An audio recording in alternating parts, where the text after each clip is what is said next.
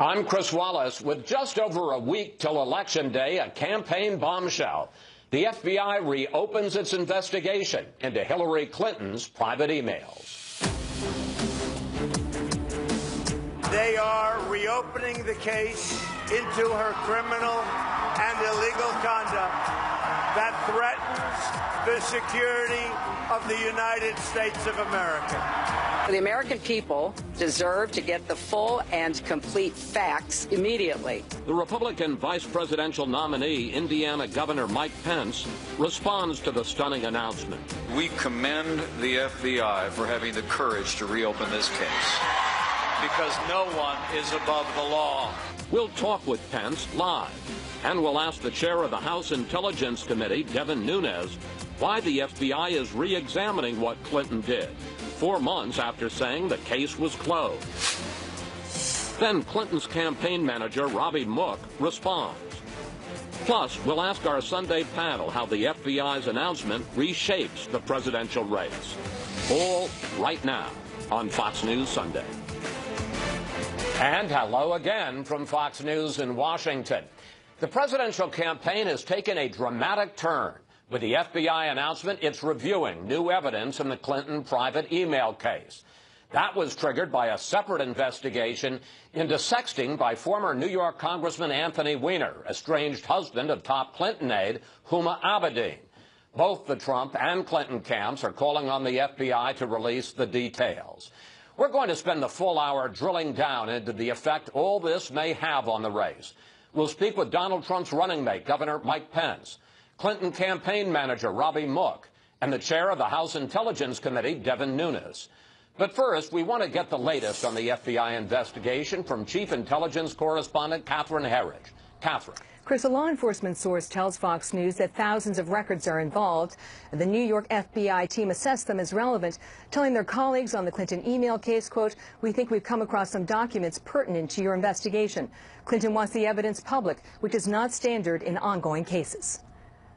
Voters deserve to get full and complete facts. And so we've called on Director Comey to explain everything right away, put it all out on the table. A source close to the FBI probe could not recall issuing a subpoena for Abedin's records, adding they did not believe the device shared by Abedin and Weiner was searched by agents. Abedin told the FBI in April that she sent State Department emails, including this one from Clinton, to her personal Yahoo account where it was easier to print. In June, Abedin swore under oath in a Freedom of Information Act lawsuit that she looked through all her devices that could hold government emails. On Thursday, FBI Director James Comey was briefed on the findings, and that same day he decided to reinitiate the email case and notify Congress. The director's decision is described to Fox News as driven by the sheer volume of records and the commitment he made under oath. Would you reopen the Clinton investigation if you discovered new information that was both relevant and substantial? It's hard for me to answer in the abstract. We would certainly look at any new and substantial information. In his memo to employees, Comey said they don't know if the emails are significant. The former FBI agent said anything suggesting intent, lying to investigators, obstruction of justice, or sharing classified information with a foreign entity would warrant such a move. The director notified the Attorney General of his decision, which the Justice Department did not support, and there's no expectation that a review can be complete before Election Day, Chris. Catherine, thank you. Joining me now live here in studio, the Republican vice presidential nominee, Indiana Governor Mike Pence. Governor, welcome back to Fox News Sunday. Thank you, Chris. What is your reaction to the FBI reopening the Clinton case? Well, we commend the director of the FBI and the FBI for following through on their work before the Congress, that if there was new, pertinent information sufficient to reopen this investigation, that they would inform Congress of that fact and they would move forward. Look, this is clearly a very serious matter, and we respect the institution of the FBI and are confident that they'll handle this in a professional and a timely way. But FBI officials note that they are just starting to look at these emails. They don't know whether any of them are classified. They don't even know whether they may be duplicates of emails that they've already seen in the investigation. So shouldn't you and Mr. Trump be cautious in talking about how significant this is? Well, I think we have been cautious, but the simple fact is that the decision by the FBI this summer was incomprehensible to millions of Americans. I mean, the director of the FBI literally called a press conference in which he chronicled one violation of the law after the other, and then announced that he was not going to pursue charges or recommend charges against Hillary Clinton in this case. And then 2 days later, he literally undercut that decision by going before the Congress and saying in so many ways that Hillary Clinton had misrepresented the facts. You remember that famous dialogue between Trey Gowdy and the director of the FBI, where he said that Hillary Clinton said that nothing marked classified was on her emails. Was that true? The director said it was not true. She had never sent classified emails. That was not true. So I think what we already know here is troubling to the American people, and it's convincing millions of Americans that Hillary Clinton is just a risky choice in this election. And I think that's why since Friday you see more momentum. But frankly, there was enormous momentum in our campaign before Friday because the American people are focusing on the choice in this election. You say she's a risky choice. How does this alter the campaign's message in what is now just 9 days? How do you use this to raise new questions and change voters' minds? Well, I don't think it alters the campaign at all. I mean, we had tremendous momentum in this campaign before this announcement came. I'm talking about the message. Well, the message is very, very, very simple, that the American people have been troubled about the fact that Hillary Clinton continues to refuse to turn over some 33,000 emails. But beyond that, it's Hillary Clinton's record as Secretary of State that weakened America's place in the world. It's her desire to continue the failed economic policies of this administration that have literally stifled the American economy. The news on Monday that Obamacare premiums are about to go up 25% next year all across the country on average is deeply troubling to the American people, and Hillary Clinton's commitment, as she said to you in that presidential debate, to have people on the Supreme Court that represent a particular viewpoint as opposed to people on the court who will strictly construe and uphold the Constitution. That's our message. That's why people are rallying around Donald Trump, and I think it's why you see the polls closing so dramatically. I want to get back to this question of the FBI announcement, because the fact is, as you try to press your case in these final 9 days, your campaign has a big money problem, and I want to put it up on the screen. As of October 20th, the last filing date, the Clinton campaign had $62 million cash on hand.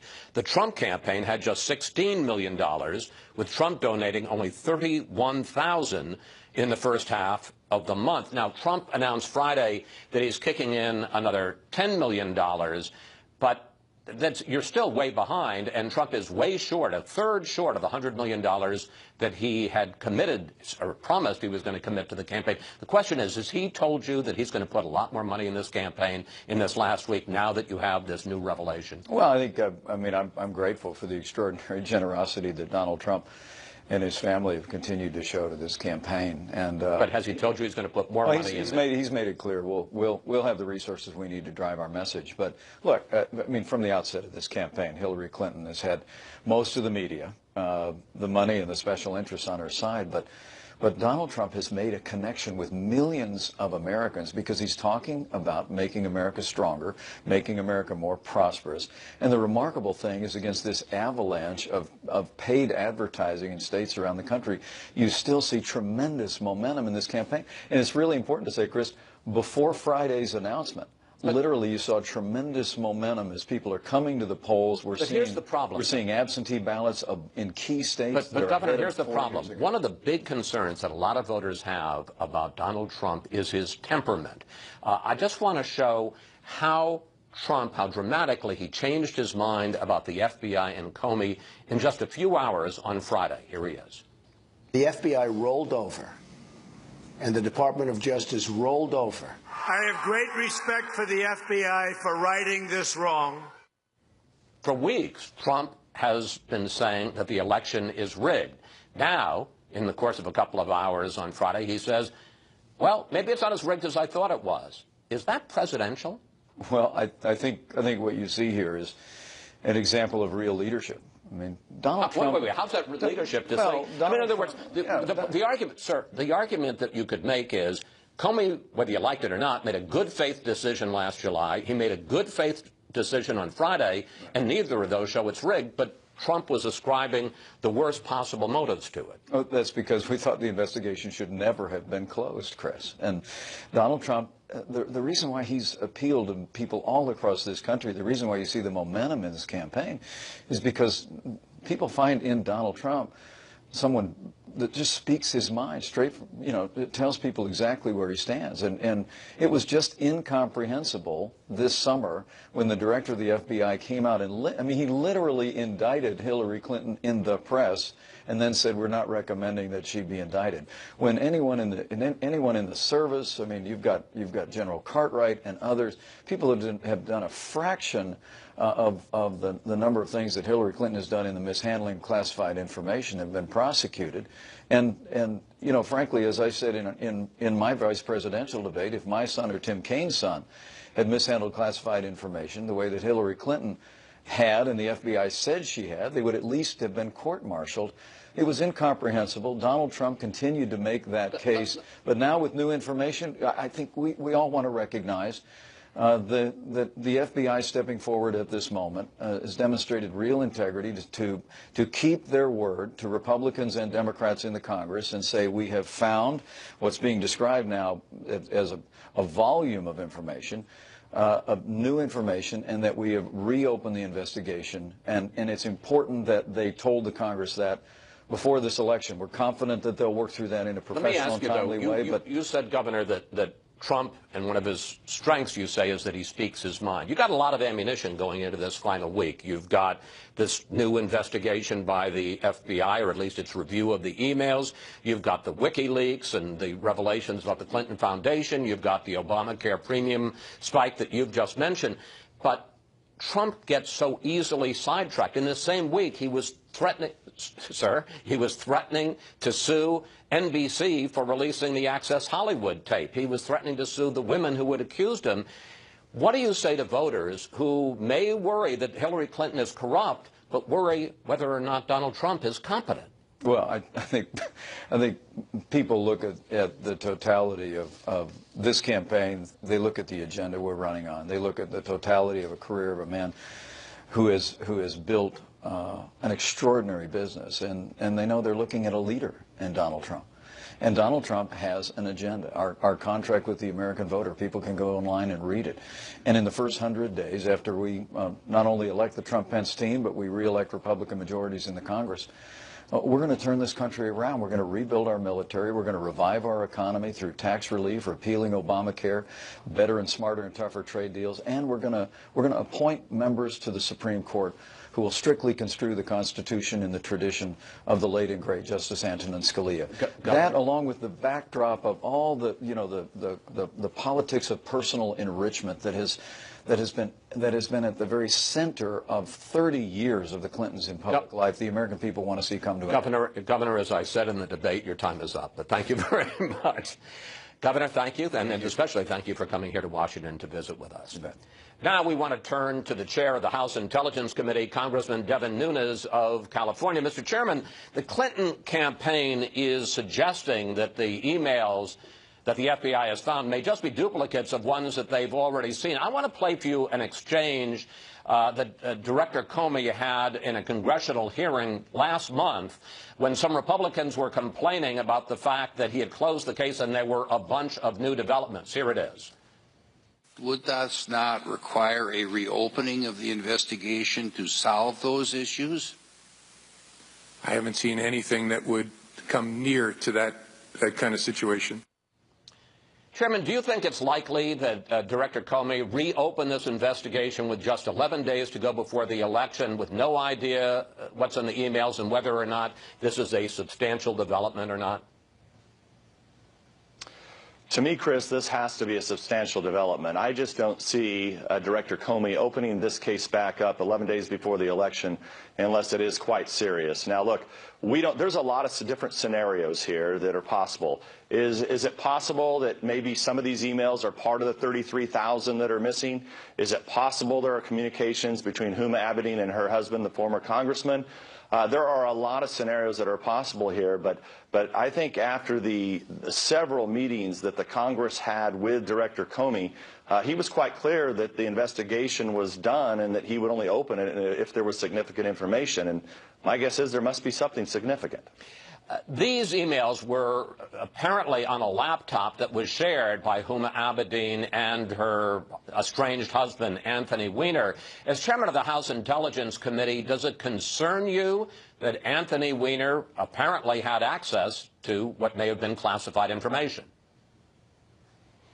Well, it's the job of the House Intelligence Committee and part of the legislative branch to provide oversight over the executive branch to ensure, first and foremost, that classified information remains classified. And that's why, I just can't believe that, we've called on Director Clapper to investigate this, to possibly pool these more classified information getting out. Should Hillary Clinton's staff be given classified briefings at this point? I think it is a question that needs to be answered. Now, look, at the end of the day, we don't want to speculate here, but it is our job to make sure that this information remains classified. You brought up the Director of National Intelligence, General Clapper. You have said more than that. You have said that you believe he should ensure, the Director of National Intelligence, that Hillary Clinton never gets access again to classified briefings and classified material. You're talking about the person who in just over a week could be our president-elect. That is right, because we are a separate branch of government. And I believe that the information that it's just not believable that Secretary Clinton, with all of her experience, decades of experience, decades of receiving classified information, would not have known that she was looking at, analyzing, communicating in classified information over an unsecured network. It's not believable. Now, if you go back to what Director Comey said, he gave a pretty strong indictment back in July, but what he really said was, look, she should have known, she was reckless. He just didn't have enough information to indict her on this. The word out of the FBI is that this investigation, and I think from all of our sense of the kind of metabolism, if you will, of the FBI, will not be concluded by Election Day. Would it be fair to say that if Clinton wins and if Republicans hold on to the House, you continue to be the chair of House Intelligence, for instance, that there will be investigations, more investigations of the woman who could be our president-elect?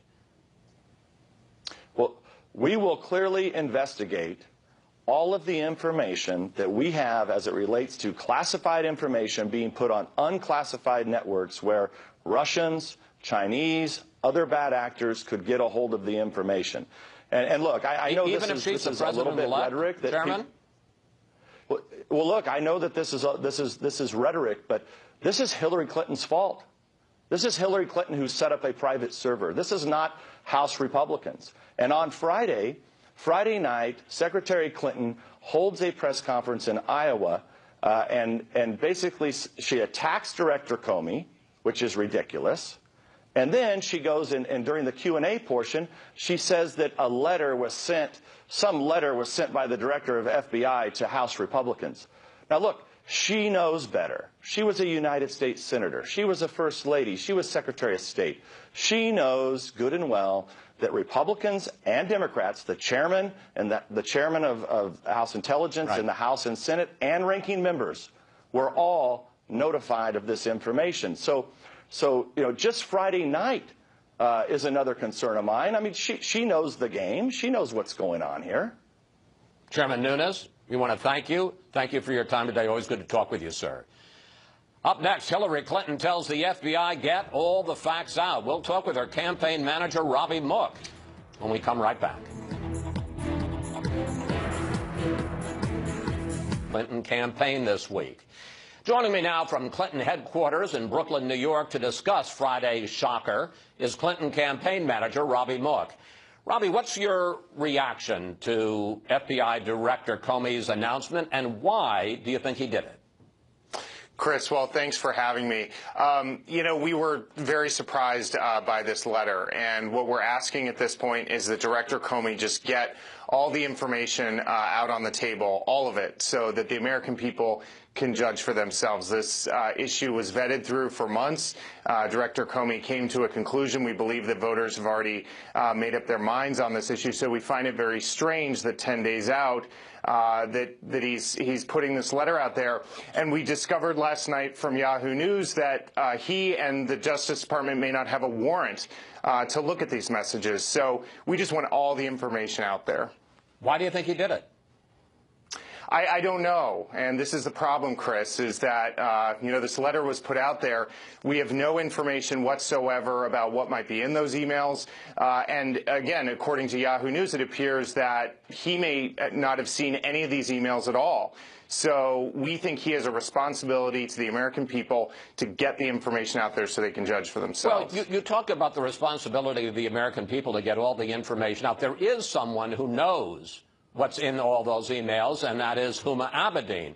Has Secretary Clinton asked her what's in those emails? Well, Chris, the problem with what you're just saying there is we don't know. We don't know where these emails are from. You're making an inference that it could have been Huma Abedin.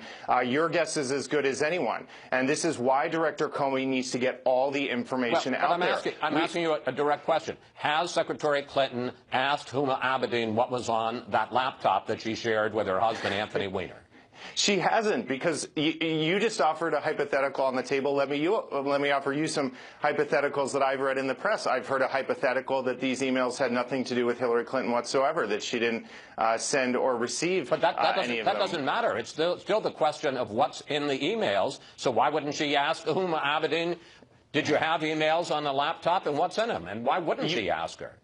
Well, Chris, you and I are on the same page here. I want to know what's in these emails, too. And Director Comey has put out a letter. It has 3 paragraphs. It says nothing about Huma Abedin. It says nothing about who these emails were to or from. He just said he has information that may be significant. We don't even know if it is. And you showed some of his testimony to Congress just now, where they asked if there's significant information, would you reopen the case? And he said, yes, we will take a look at it. The problem is, we learned from Yahoo News last night, we don't even think he's taken a look at any of this. But again, we don't know if anybody has. There is at least there's credible reporting out there that this came from the laptop of Anthony Weiner and Huma Abedin. Why on earth wouldn't Hillary Clinton say to her closest personal aide, was there any stuff on that on your laptop, and what was it?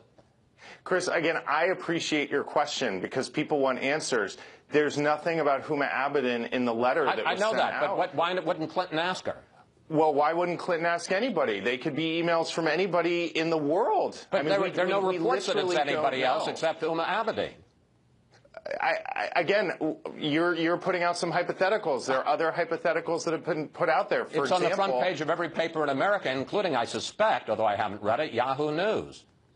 Well, and again, I appreciate what you're asking because everybody wants to have the answer, and there's a person who can answer this question, and that's Director Comey. He should put out more information, get everything on the table. He release the information itself, at least provide more detail about what he's talking about. But 10 days out from an election, he's come under intense criticism from former Justice Department officials who've said this is entirely a breach of protocol. There is a standard that 6 weeks from an election, you don't put out insinuations like this, and all that's in that letter is innuendo. Okay, no details whatsoever. Robby, I want to move on, and I want to ask you about Secretary Clinton's reaction. Here's part of what she said on Friday night. If they're going to be sending this kind of letter that is only going originally to Republican members of the House, that they need to share whatever facts they claim to have with the American people. Robby, why would she say something that is so flatly untrue? I have a copy here. It's not very long. It's the letter that Comey sent to Congress. On the front page, it's got the 8 Republican chairmen of the committees. If you just turn it over, next page, you got the 8 top Democrats on the committee. Why would she say that it was just sent to the Republicans when, in fact, it was sent to the Republicans and Democrats? You know, Chris, this has been really overhyped. Well, she said it. I didn't. We were all surprised by this letter. She looked at the front page, and as you just said yourself, on the front page of that memo, it lists those Republican chairs. Were the Democrats CC'd at the end of the letter? Absolutely. She looked at the front page of the letter. She has acknowledged, we all acknowledge, this was sent to everybody. Again, what we're concerned and disturbed by is that Director Comey sent a letter saying, we have some information. I don't know if it's significant. I don't know if it isn't. He didn't say where it came from. He didn't say what it was about. He didn't even say whether these emails were sent or received by Hillary Clinton. And furthermore, another hypothetical that's out there is that these are duplicates that have already been released. We need all the information, and Director But Robby, Comey I want to make one more point about this letter. You say it's hyped. Comey sent the letter about 1 p.m. Eastern Time on Friday.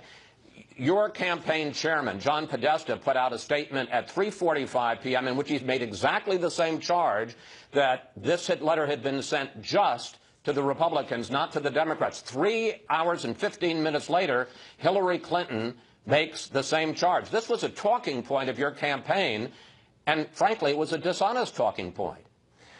Chris, if your question is whether Democratic leaders were CC'd on that letter, the answer is absolutely yes. What's disturbing about this, again, is that a 3-paragraph letter with no information whatsoever about what the FBI is talking about was sent to the individuals named on the letter. It took Jason Chaffetz about, 15 seconds to leak that out to the press, and now all your interviews this morning have been full of hypotheticals and conjectures. Director Comey owes it to the American people, releasing this just a matter of days before the election, to provide all the information. That's what we're asking. Just get all of it out there, and the voters can judge for themselves. We think the voters actually want to hear about what these two candidates are going to do to make a difference in their lives, not more relitigating of this email. And we recognize that the director was under tremendous pressure from Donald Trump and Republican leaders. And now he's under tremendous pressure from your side. The last question I want to ask you is that you're acting as if it was the director who brought this into the election, when the fact is that it was Hillary Clinton who brought this into the election. I want to go back to the email exchange on March 2nd, 2015, when the New York Times broke the story about Hillary Clinton using private emails. We're going to put it up on the screen. Clinton advisor Neera Tanden: why didn't they get this stuff out like 18 months ago? So crazy. Campaign chairman John Podesta: unbelievable. Tanden: I guess I know the answer. They wanted to get away with it. Robby, it was Clinton who delayed, and it was Clinton who brought this into the presidential campaign. And it is Secretary Clinton who has said this was a mistake. It is Secretary Clinton who cooperated fully with the investigation, and it was Secretary Clinton who accepted the outcome of that investigation. And what Secretary Clinton is doing now is saying, if there's new information, get it out on the table. Let's get it out. These could be duplicates. Again, it's been reported these emails may not have been sent or received by Secretary Clinton. We don't know anything. And this close to an election, this unprecedented announcement of new information, when again, it's been reported by Yahoo News that the FBI may have not even seen it, that Director Comey sent this unprecedented letter shortly before the election when he doesn't even know what the information is. That's disturbing, and we're just asking him, get everything out there that he knows. Robby, thank you. Thanks for joining us today. Always good to talk with you. Yeah, you as well. Thanks for the opportunity.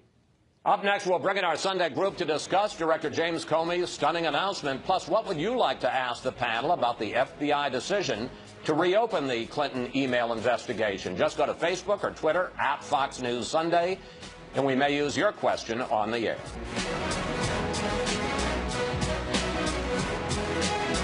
To have him be the director of the FBI. That is not the FBI that I used to work with. Well, that was then, when House Democratic leader Nancy Pelosi and Republican Congressman Trey Gowdy had sharp reactions to FBI Director Comey recommending no charges against Hillary Clinton. But this is now. And now it's Gowdy who is applauding Comey, while it's Pelosi who is expressing concerns. And it's time for our Sunday group.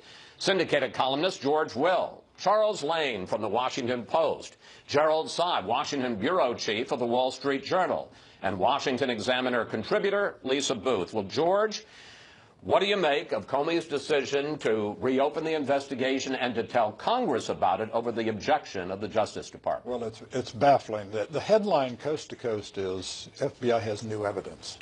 There's no evidence whatever yet that there is new evidence pertaining to the email thing, because this is a contentless October surprise at this point. What Mr. Comey said is the emails appear to be pertinent. Well, they can be pertinent without being significant, because they can be redundant in demonstrating extreme recklessness, the category the FBI invented to avoid accusing her of gross negligence, which is a felony.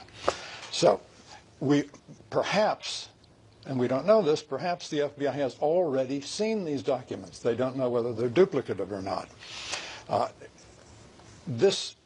After Mr. Comey has said no reasonable prosecutor could have looked at what they've already looked at and proceeded with a case. Now, the I in the acronym FBI says investigation.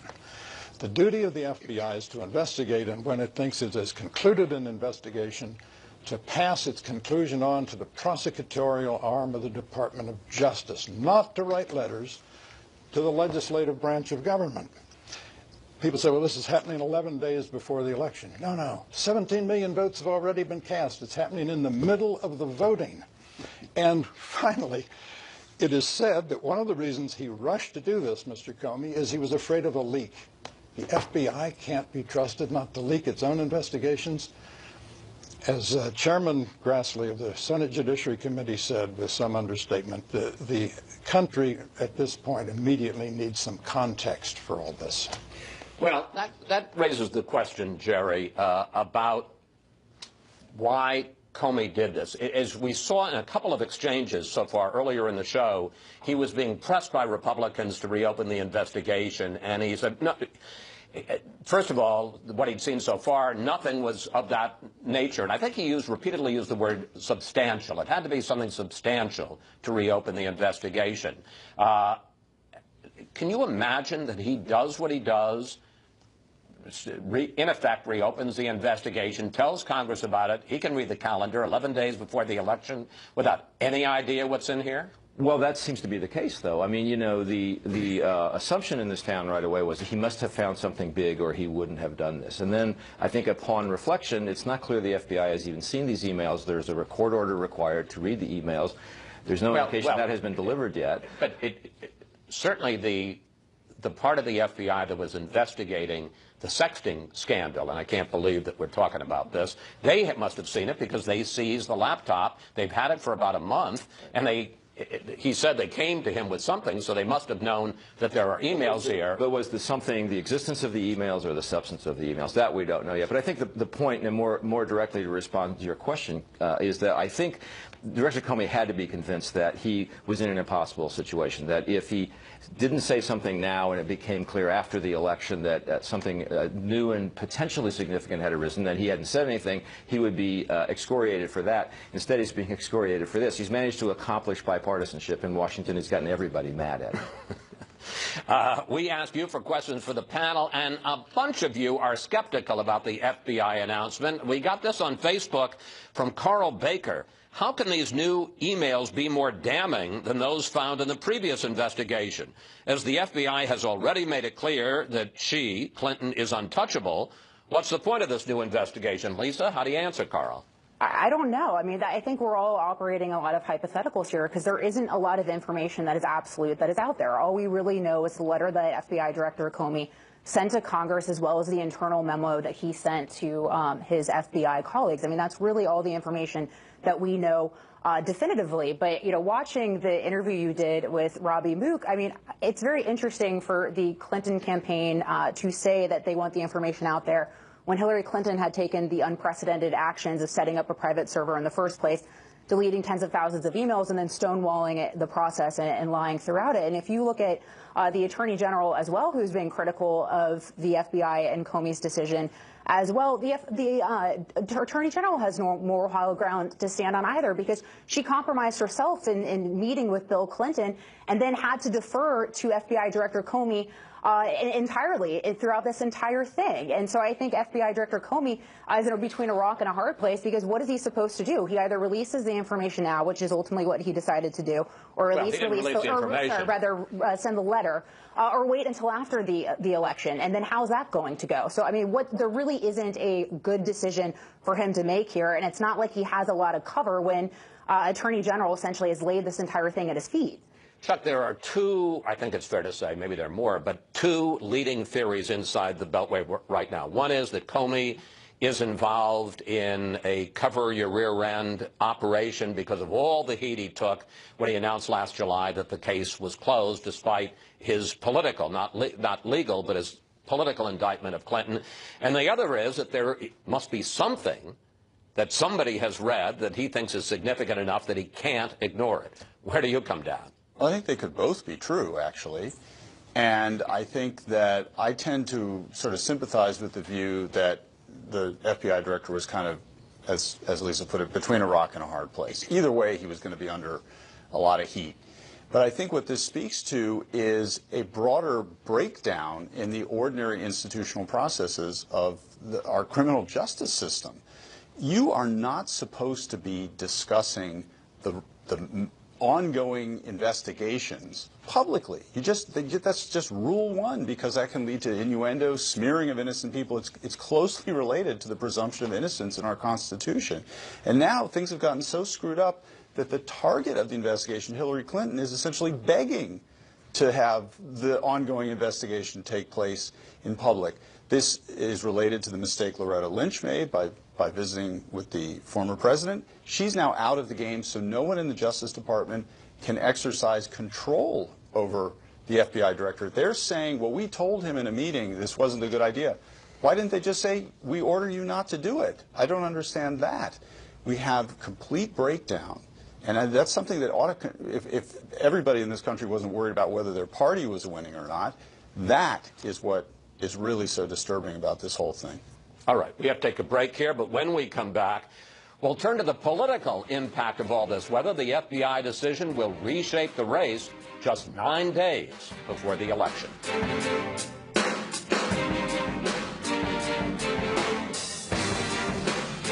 For her mounting legal troubles. Her criminal action was willful, deliberate, intentional, and purposeful. It's pretty strange to put something like that out with such little information right before an election. Hillary Clinton and Donald Trump on the campaign trail this weekend. In the wake of the FBI announcement, it's found new emails relevant to the Clinton investigation. We're back now with the panel, and the news is breaking while we're on the air. Our colleague Brett Baer has just sent us an email saying he has two sources who say that Anthony Weiner, who also had co-ownership of that laptop with his estranged wife, Uma Abedin, is cooperating with the FBI investigation, had given them the laptop, so therefore they didn't need a warrant to get and to see the contents of said laptop. Pretty interesting development. Let's talk about the politics of all this, because we actually have an election in 9 days. Jerry, there was, I think it's fair to say, a growing sense that Hillary Clinton was leading in this election and probably going to win it. But now that's called into question. I want to put up a new ABC News Washington Post poll that is out this morning. It shows that this is now a one-point race in a four-person contest. Clinton 46%, Trump 45%. And this was taken this weekend post-FBI announcement. Let's go to the impact on whether about supporting for Hillary Clinton. 63% say no difference, but 34%, that's 1 in 3, say it makes them less likely to support Clinton, and there is a sizable Democratic component in that 34%. So the question, Jerry, is, does this sense that Hillary Clinton was sailing to victory here, does that go out the window now? Well, look, I think this race was destined to tighten anyway. They always do at the end. I mean, you have undecided voters who are starting to drift toward Donald Trump a little bit anyway, because if they hadn't decided at this point, they may have already decided not to vote for her.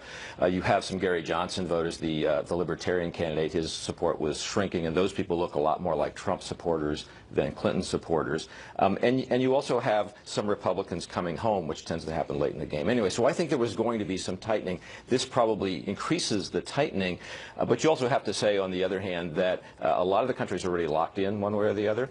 And there may actually be a small silver lining for Hillary Clinton, that a lot of her voters were getting a little apathetic. It's all over, we've won. They're probably more motivated now. So I think in the aggregate, it's clearly not good for her. I think the extent that it impacts the race is hard to predict at this point. Lisa, the Clinton email scandal has been going on for literally a year and a half now, and a lot of people, including myself, felt that it had already been priced into the polls. You knew how you felt about it, and that was already reflected in who you were going to vote for. Does the reopening of the FBI investigation change that? I do, because if you look at polling after FBI Director Comey had given his press conference, 56% of voters disapproved of Comey's decision to not recommend an indictment. 60% of independents did as well, including 31% of Democrats. So I think there was this general sentiment that she kind of got away with something. But having the cover of having the FBI not recommend an indictment sort of shielded her and protected her from some of that criticism. And now that door is reopened. And if I'm Donald Trump, I'm not going to get into the nuance too much of this, because there's still a lot of lingering questions. All he has to say is the fact that we have a candidate for the first time in history facing an FBI investigation. And also, he has been on the campaign trail driving this message of draining the swamp, of corruption in government, running as the outsider. And, you know, what better narrative do you need than this to make that point? And, you know, to Jerry's point, I do think this helps Donald Trump, but it also helps on the down ballot races, because now Senate Republicans running in tight races don't have to be on the defense. They get to go on the offense. Let me pick up on what Jerry was saying, and Lisa. George, does this energize Trump supporters who may have been losing hope as the polls seem to be going against him? What impact does it have on people who were going to hold their nose unenthusiastically and vote for Clinton because of that, and now might just stay home? And to pick up on Lisa, what impact does this have on the Republicans trying to hold on to the Senate? Well, it could well be that by slowing whatever momentum Mrs. Clinton had, it does help the down-ballot Republicans. But it does strengthen the fundamental Trump narrative, which is burn it down, blow it up. I'm terrible, but who could be worse than the people running Washington? It's the Casey Stengel vote. Let me explain. 1962, the New York Mets are en route to losing a record 120 games. Their manager's Casey Stengel. One day he looks down at his bench and says, "Can't anyone here play this game?" And I think people look at Washington and say, no one there can play the game. And so it strengthens, in a sense, the perverse Trump message, which is, I may be awful, but what could be worse than what we got? And why do you think it could have an impact on the Senate races? Well, because some people can say, well, let's go out and vote for people for whom we could have some enthusiasm. Maybe a Senate candidate we like, a gubernatorial candidate. And I suppose it also adds to the argument, if Clinton is going to be the president, that they need a check on her. Yeah. Chuck, is this a potential game changer in your mind? And to get to this question, which I was talking about a little bit with Mike Pence, can Trump take advantage of it? Can he stay on script? Lisa said, he's just got to make this point, keep it simple. You've got an FBI, you've got a presidential candidate who's under FBI investigation. Can he stick to that? In answer to that question, I would say if anybody in politics could blow this, it would be Donald Trump, because he has fumbled away so many other gifts. So yes, of course it's possible he could fumble it away. But to the first part of your question as to whether or not it's a game changer, I'm going to say a tentative no, simply because the polling on this race has been, even though the margin of Hillary's lead has been variable and it's now at a lower ebb, she's never really been behind, not since the conventions. And I think that, as you were saying before, the email thing is largely priced in, and as George pointed out, millions of people have already cast their ballots. Having said that, I think what is interesting about this is that Hillary is now trying to actually turn it into an advantage. The way she's talking about it is to cast herself as the victim of this sort of perfidious FBI director, and in effect inflame and rouse the Democratic base over this issue. Let's pick up on that, because I'm surprised that she decided she had to address it at some, but she is, as you say, making it a kind of, as you say, that she's the victim and taking on Comey in a very aggressive way. And when you really think about it, there's no other play. Because in truth, the email thing is a mistake. Her own people have admitted it. She's admitted it.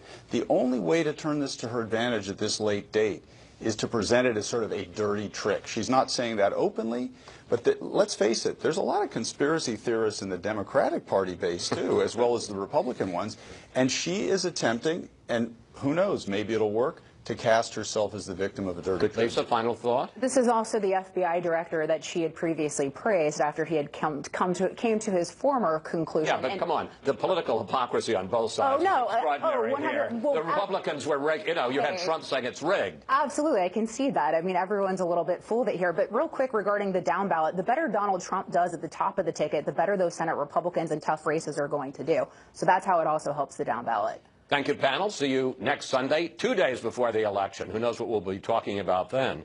Up next, from flying papers